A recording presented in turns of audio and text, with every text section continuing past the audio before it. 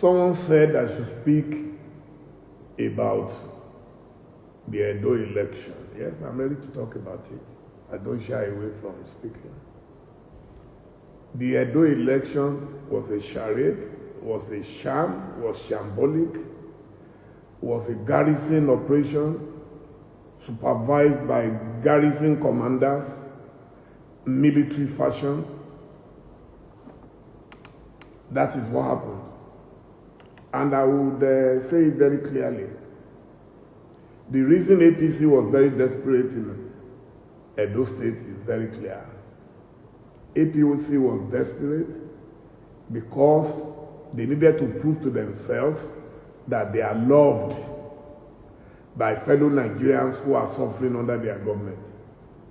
So they went all out. They went all out. They mobilized all their generals to go all out. They mobilized anytime there is an election and the number of policemen almost outnumber the number of electoral officers, you know that something is wrong. Despite the presence of 30-something thousand or whatever, security officers they sent to Edo State, some people still found time in the middle of the night to stop the process. What was recorded on INEC servers sometimes became distorted at final collation. We're all used to it.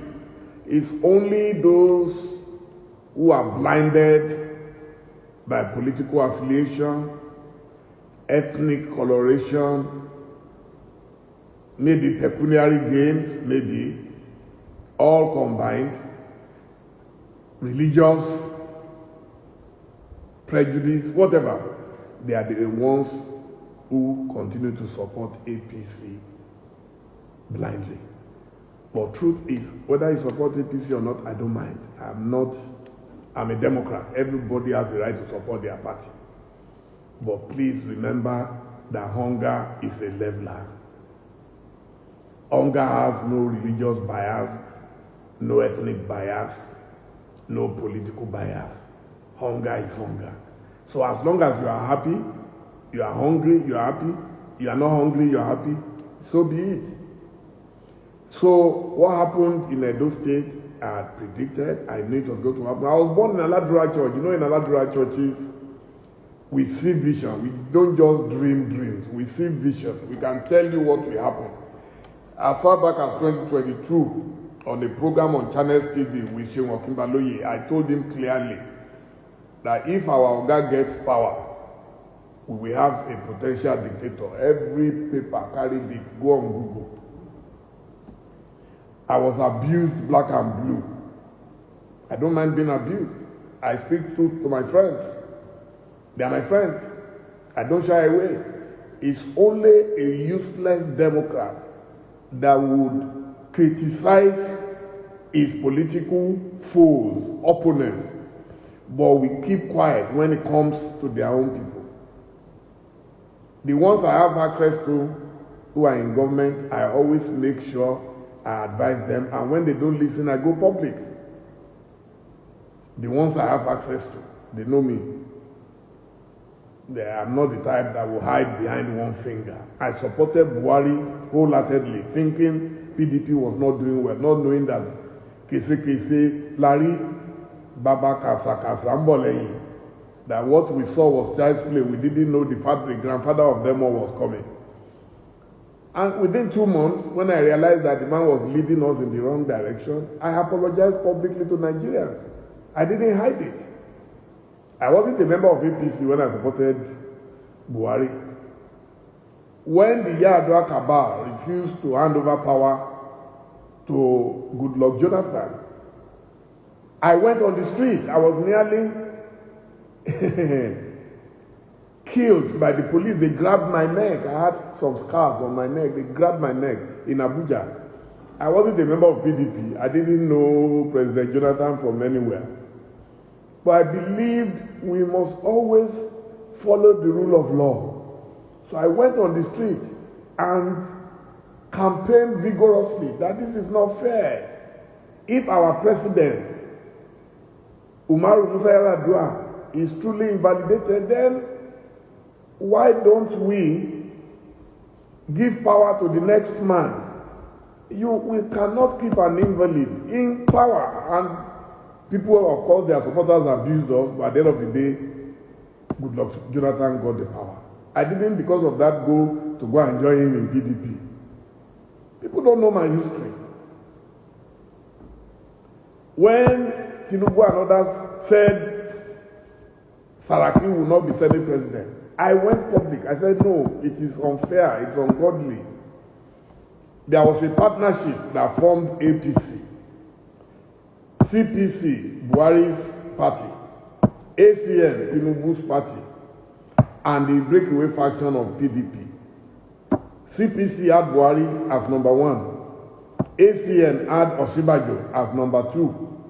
Number 3 should go to the PDP breakaway faction, led now by Saraki, who was interested in being Senate president. Hey, they raised hell. They said no. I said no.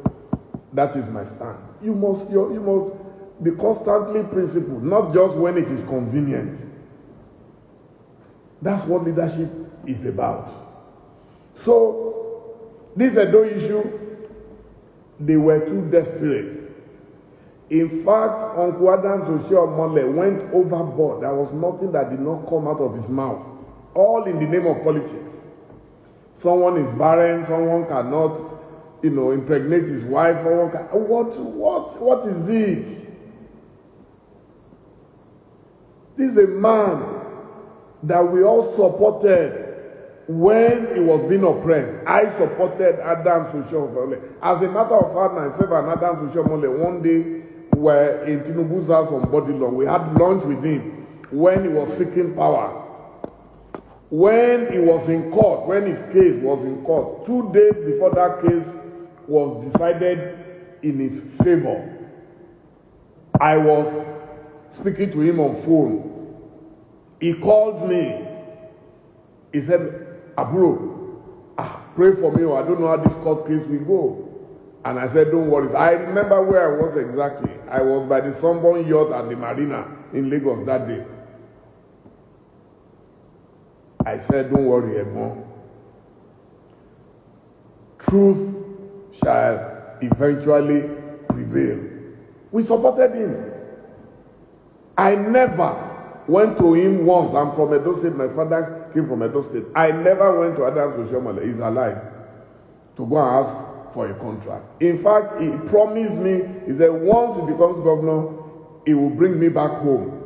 That he knows why I've been away. My father, I was born in Ile-Ife, but my father died when I was 13, and he never took me home. He said, I will bring you back home, and we shall celebrate you. And that never happened for the 8 years I didn't mind. And when Godwin Obaseki took over as governor, we were at the Tinubu Colloquium in Eko Hotel. I'm giving you facts. Eko Hotel, we were at the Colloquium. Everybody was there that day. And Adams tabbed Godwin Obaseki. He said, my Aburo, Dele Momodu, is from Yeve in Owan East local government. Godwin says he knows. He said, okay, I failed in something. I failed to bring him back home. Please help us bring him back home. And Godwin Obaseki promised that don't worry, Dele will come back home. And about 3 years ago, I was warmly received by Godwin Obaseki in Benin City. I went around, I met the Oba of Benin, I met everybody. I was warmly received in my home state. So, what is life after all? Now, they are saying, oh, it's because Obaseki offended some people. Did Obaseki offend Nigerians more than APC has offended Nigerians? If Nigerians today have to choose between Obaseki and the Tinubu government, they will choose Obaseki 50 times. Despite its own imperfection, nobody is perfect. That is a fact.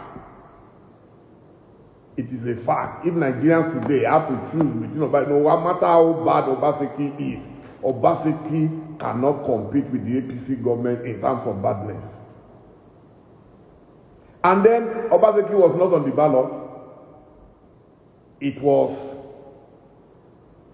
Asue Godalo. Asue Godalo has never been Obaseki government. It's a different thing. If Asue was chief of staff, if Asue was commissioner, if Asue was SSG, Asue is an independent businessman who has made his mark globally.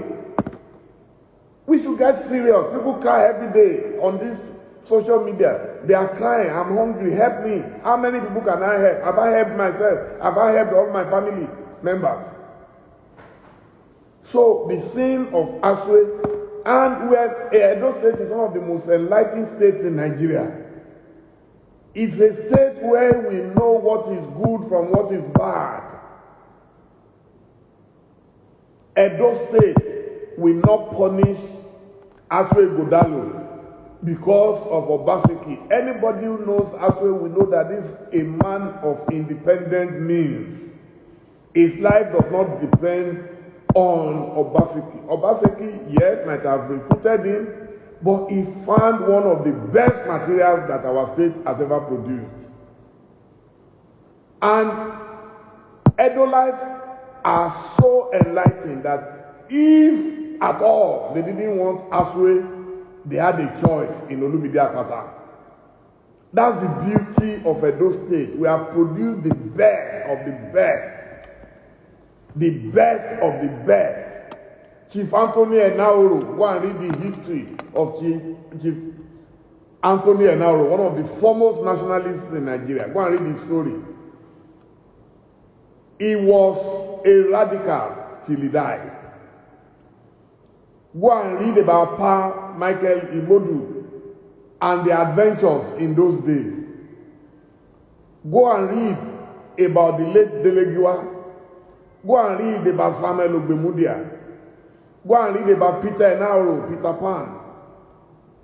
Go and read about the business exploit of Chief Sir Dr. Gabriel Osawaru Igbenedion, a private citizen from Edo State who at his stage had Okada Airlines, which was probably the biggest in Africa, a private investor.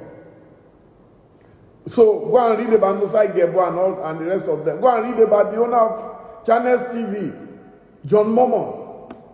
Go and read about Chief Tony Momo. I can go on and on and on. So Edo is not a place where people will vote, will cut their nose to spite their face. No. Edo people are too intelligent to follow APC blindly. And that is why APC had to send all their garrison commanders to overwhelm the people of Edo State. That's what they did. It was a blistering attack on our people. And what is worse is when a thief has convinced himself that he is the owner of a property. That's the worst thing that is going on in Nigeria right now. A thief convincing himself. In fact, when a thief, after succeeding in stealing, goes ahead to do praise and worship, that's the worst part.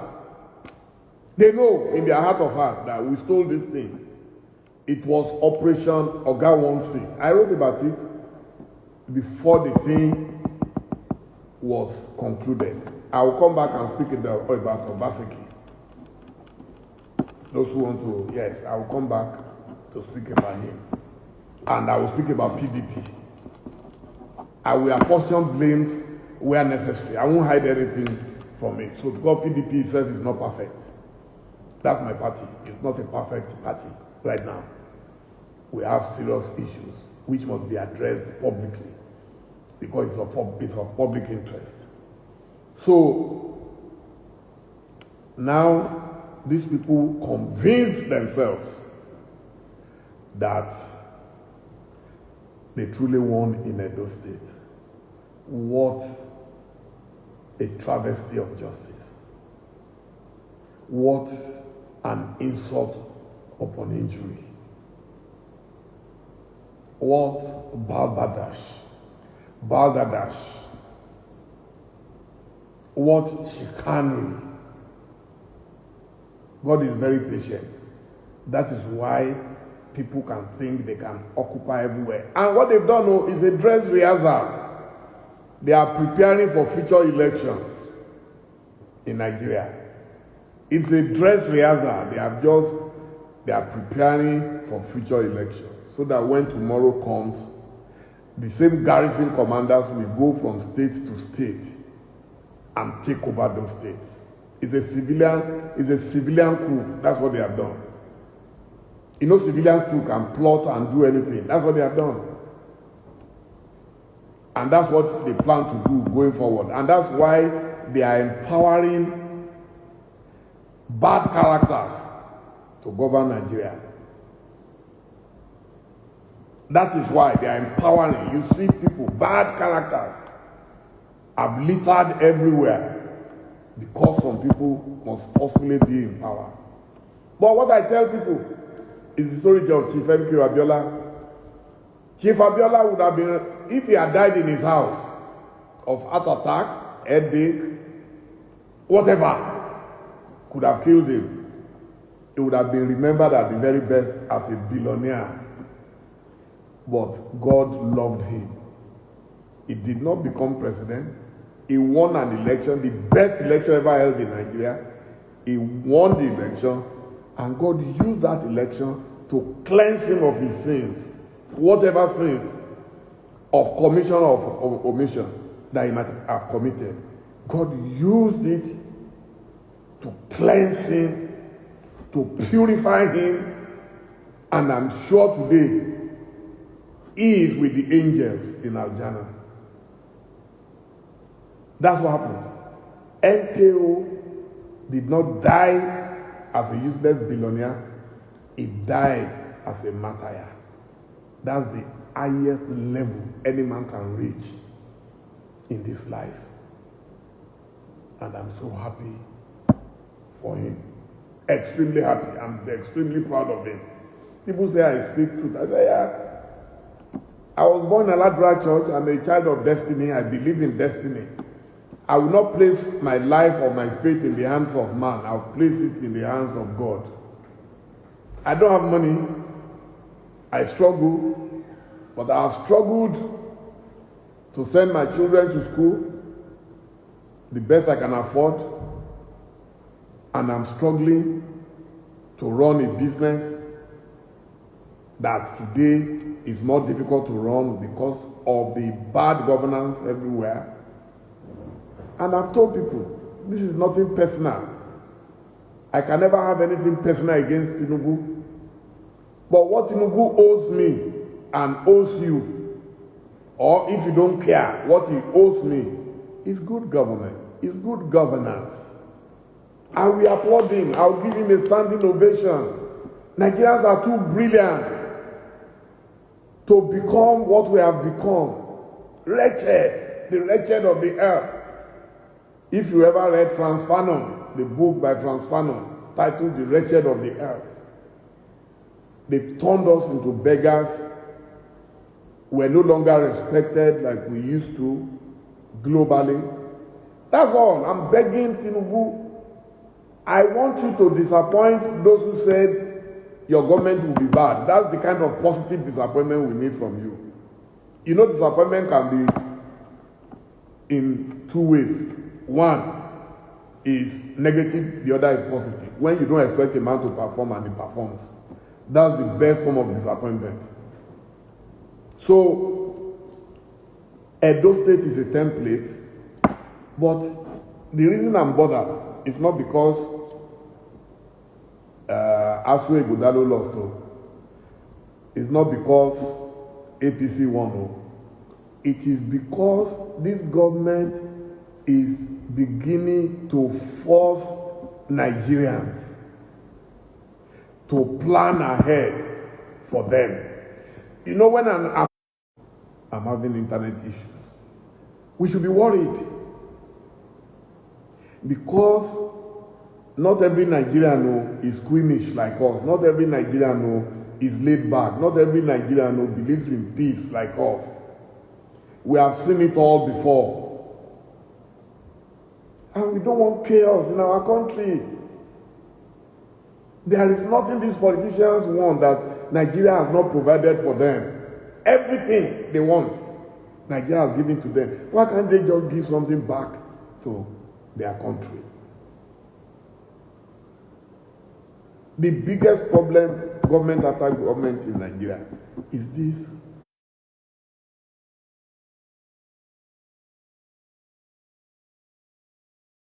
They use steel to eat the rice. If I wanted to ask, did they send money for tomato and pepper and all that when they give you rice?